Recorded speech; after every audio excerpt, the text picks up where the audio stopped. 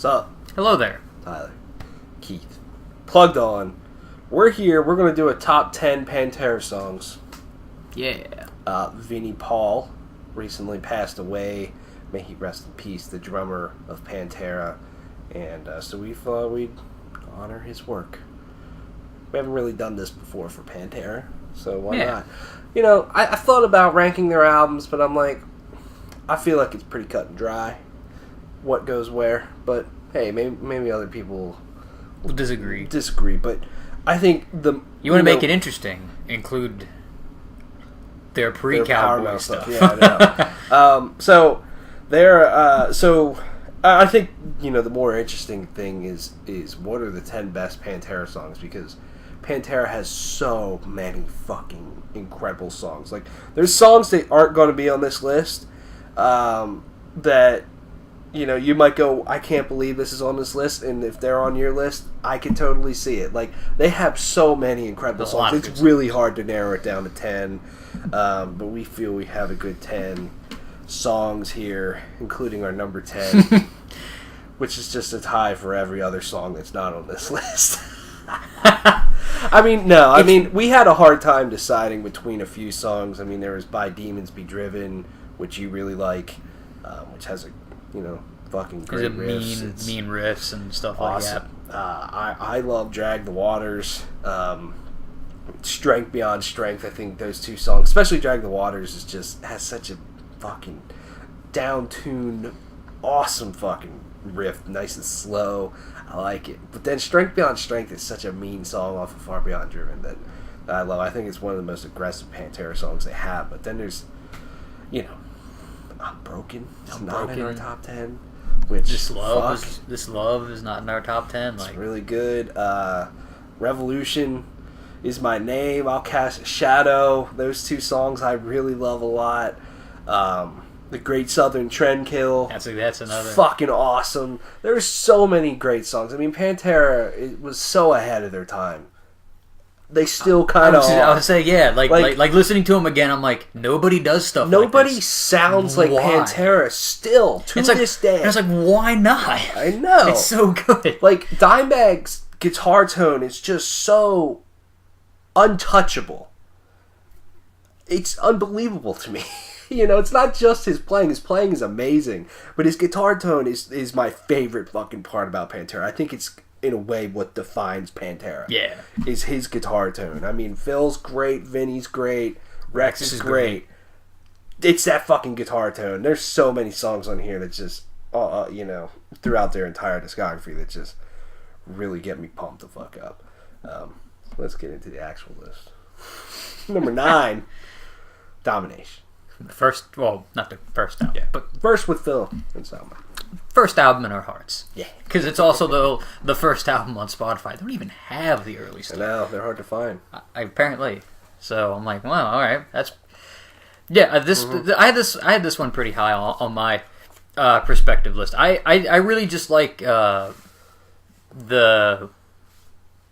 like all the riffage in the song. This is probably one of Pantera's thrashier songs. I think this is why I like this song a lot, because again, I still have a special place in my heart for thrash metal, and just the to me it's the chorus. I just really love how upbeat the chorus, but also just like the weird how they change the timing, like especially like in the intro when it kicks in, they go through like 4 different time signatures, and I'm with like the same riff, and I'm just like, what's happening? And it's weird. And also like the end of the song is like fucking crunchy, and it's like it's like an early breakdown, but it's not like overly done with the kick drums following the palm mutes or whatever. It's just awesome. Yeah, Domination's it's great. I love it all the time. I mean, you can't go wrong with that chorus. It's Domination. It's fucking awesome. A lot of energy there. Number 8, we have A New Level. This is my second favorite Pantera song. I think this song is one of the meanest songs I've ever fucking heard in metal. Like, it's just, that opening riff is just so heavy. I love its just crawling pace. And then I love the verses. How there's more energy to them. It's got a lot more of a quicker pace to them. But then I also love how right before the chorus, like they kind of change. Phil changes up how he's singing. They change up the rhythm a little bit, but then it's that chorus when Phil's screaming a new level. Just so fucking awesome. I feel like he's literally just popping out of the speakers and grabbing my face and going, a new level! You know? I can't sound as mean as him, but it's awesome. Gets me going every time. I love it. Number 7, Mouth for War. One of the best Pantera riffs. One of the grooviest fucking metal riffs you'll ever hear. I mean, that riff is crazy. Well, you know, I love Dimebag because he does goofy things with his guitar. And, you know, the slides that he does in, like, Walk, for example, which we'll get to. But then using it in Mouth for War, kind of sliding up the neck and then hitting some fucking chords. But then Vinny's drums behind that riff is just perfection. You know, like, the drums make that riff and make this song, in my opinion. I mean, the rest of it's great, but, you know, I always think about this song because of that opening riff and then the chorus as well. Yeah, I think that's one of my favorite Pantera riffs, again, because it's weird and nobody else, you know, there's not really many other riffs like it. But I think that the riff that I like a lot, that I think gets a little underappreciated because it has to follow that riff, is like the verse riff. Mm-hmm. Like the verse riff's super like crunchy and cool. Yeah. It's just kind of and I really like it. And I just think just the combination of everything coming together for the chorus is what really sells the song. You know, Phil's vocals and the drums and everything else going behind it makes it a fun time. Yeah, agreed. Number 6, we have Walk. I mean, because it had to be on here somewhere, mm-hmm. right? Mm-hmm. It's their most well-known song. Yeah. And it's just, there's a good reason for it. I mean, it's still, like, when you listen to it, there's still an angst to those lyrics, into that vocal delivery from Phil. And you can't go wrong with the simplicity, but it's almost like you can't get a riff that's more simple but more effective than that one. Yeah. I mean, it's like 2 fucking notes. Literally. And like, they get so much out of something so simple and they make it so heavy that it's great. To me, it's a solo in the song. That solo is one of my favorite solos ever. And it's just, every time I hear that slide, you know, that Dimebag's doing, I love how it's just kind of groovy the solo is the whole time. But when he's like, doo, doo, doo, doo, doo, it's like, yeah! Who would think of that? It's fucking stupid, but it's awesome. It's like the coolest thing in the world.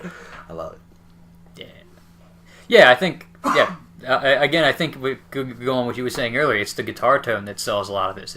I think almost any other guitar tone, that main riff and even that solo would just sound straight up stupid. Mm-hmm. But it's just like, it works. And yeah, it's just, there's such an anger at like the world and everything delivered, and with Phil's vocals. And it's like, this was a song where you kind of notice that the vocals are like a step up in some ways, especially in terms of just the pure power and aggression behind them from like the previous record, where there's still a little bit of that power metal-y stuff in like in a few spots, but it's just like boom. And especially like the outro of the song as it's fading away is very much a windmill section, you know, just a slow windmill. And I love when on Vinnie Paul's drums, you know, it's just about to fade out and he's like bap bap bap bap, and you know, that is fucking awesome, really good. Number 5, we have Floods. Floods is such an amazing song to me. I still remember the first time I heard this song, I just could not get over how amazing the guitar solo is in this song. It gets me every single time. I mean, I think it's definitely one of Dimebag's finest works, is this guitar solo. But then it's the ending, too. The ending always makes me want to cry. That guitar, towards the end, it's just the guitar by itself, and anything about Dimebag Darrell, and start wanting to cry. But it's because it's such a beautiful thing. I mean, it's really beautiful. But this song is kind of weird, but I don't know. I like it. It has a very sad tone to it. Like I like the softer ballady section. Phil sounds really good in it, and then it has that really fucking crazy section in the middle that die. And it's like mean. It's heavy. And then you have this just beautiful guitar solo and guitar outro. It's It's such a beautiful song. It's beautiful, but it's also just one of the most just depressing songs absolutely. Ever. It's just because again, it's the guitars, especially when it busts in, it's just almost in a good way. It's just everything just kind of sinks a little bit. It's oh, and especially again, like you said, thinking about Dimebag and now thinking about Vinnie Paul and things like this, and it's just oh. And then I love the chorus, the solo, and then the chorus gets me. I love Phil's vocals when he's just going. It's just and the way he pronounces certain words, during the verses and everything, the effects they have on his voice really adds a lot to it. It's a great song. And then the complete opposite. We have at number 4, Fucking Hostile. Which I think, two of the, some of the thrashier songs the Pantera has, I really like, but Fucking Hostile always takes the cake because of how just pissed off this song is. Especially, the ending. It's just also fucking. He sounds like he's gonna blow his voice out. It's gonna pop a blood vessel. He's just in his screaming head. so hard, his head's gonna pop off at the end. But it's just such a jump in the pit, punch somebody in the mouth song in a friendly way. Oh yeah, because we're all Waffalo. We're all friends. Friends love each other. But this is up there is one of the even just the most aggressive songs I've ever heard. It's just if when we were talking about Phil Anselmo sounding pissed off in other songs, I think this song takes the fucking cake. Yeah, it's just all just out there, and I really like just the again. This is just one of those songs where it's we're just gonna fucking go, which is the kind of songs that I like, especially this kind, because it's got that energy, and then it fucking just goes. And then the main riff's great, but I think the chorus riff is just even better. It's just. It's very blunt. It's like getting hit, but with a hammer. It's the riff in that chorus is great. So, absolutely. Number 3, we have 5 Minutes Alone, off of Far Beyond Driven. This is another song that'll just get you really pumped up for the day, man. If you put this on in the morning, to me, it's the main riff with this one that gets me every time. It's so, and it's one of those things that just, it's Dimebag Darrell's sound that he had of those palm mutes are just so fucking great. And Phil during the chorus is great. I always really like this song on Vinnie Paul's end too. I think Far Beyond Driven's one of my favorite albums to listen to from Vinnie's standpoint. His drums on that entire album is just amazing to me. This one's good. Yeah, it's another just super groovy song. It's 5 Minutes Alone is one of those songs where it's try not to bob your head, and then it's just try not to just. And then I really like the verse because it gets a different reaction out of me because it's just so almost it's chopping away, and I'm just it's weird and almost groovy in a non-typical metal groovy kind of way because you're just. I don't know. This is what I do. I just bob back and forth. I'm fucking. The song is awesome. And I just like how they, especially with the pre-chorus or the chorus, they use the riff, but then they, mess with it a little bit with the straight notes, and I'm I'm into this. So, agreed. Number 2, Cemetery Gates. This song's amazing, and it's weird because when you think about Pantera, a lot of times you do think of they were a very heavy band, hard shit, solos, riffs all over the place. But then you have something like Cemetery Gates, which is, a ballad, just amazing guitar parts from Dimebag throughout this entire thing. Some of my favorite stuff that Pantera has ever done is this song. It's a very special song. I dig it. Yeah, I think this might be my favorite Pantera song. It's a song that I come back to a lot. And I think vocally, their first album might be my favorite, just because it's.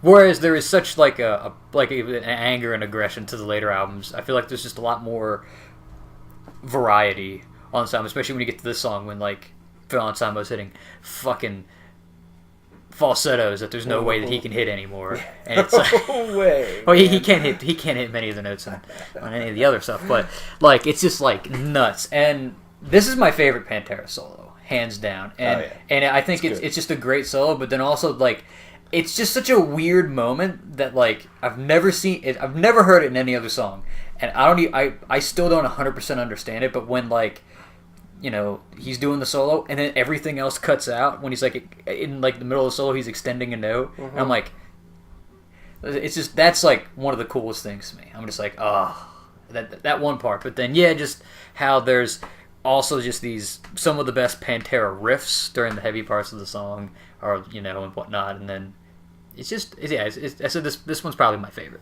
Pantera song. Yeah, I love in the solo too how like certain sections in the studio recording at least are sort of like overlapping themselves. Yeah. As he's like finishing one, the other one comes in, and it's like that note is perfect with that note that he just ended with. It's very well written. Number one, I have Cowboys from Hell. Yeah. Maybe typical. I don't really care. I fucking love this song. And there is no denying. You hear that opening riff, and you hear just that kind of crawl up the neck of the guitar that is that riff that's just weird, and it's awesome. It's just this build up, and there's and then the whole band kicks in.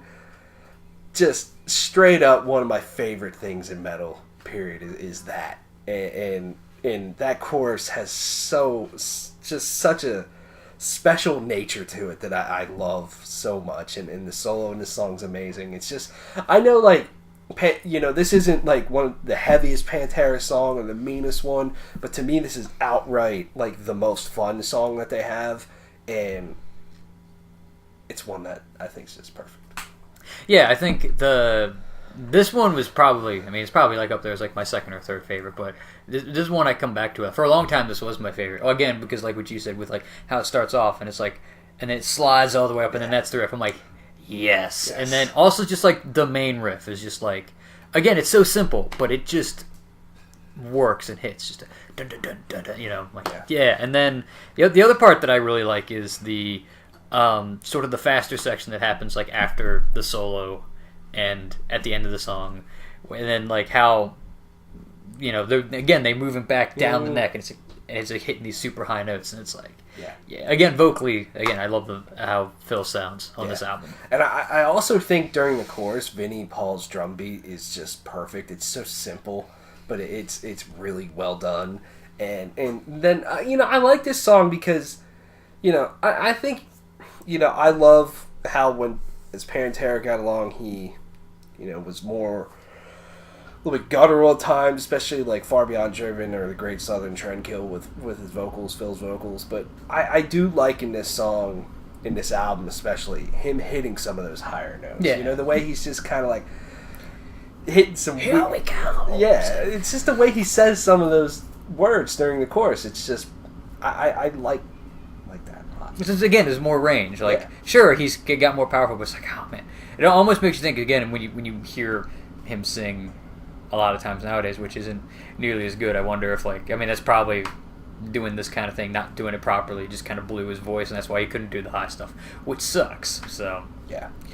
Just imagine, like, this. Like, sure, maybe he can get the guttural stuff, but imagine, like, vocals like this, but, like, the rest of the albums. And the guitar solo in this song is, like, one of the best guitar solos of the air guitar, too. Because it's just perfect. Like, it starts off, and that's when you kind of spread your legs to get low to the ground, then it's just like... It's good. Dimebag Darrell's a way better guitar player than I'll ever be. But he's such an influential guy. So's Vinnie. So's Phil, honestly, in Pantera days. Yeah. They all were.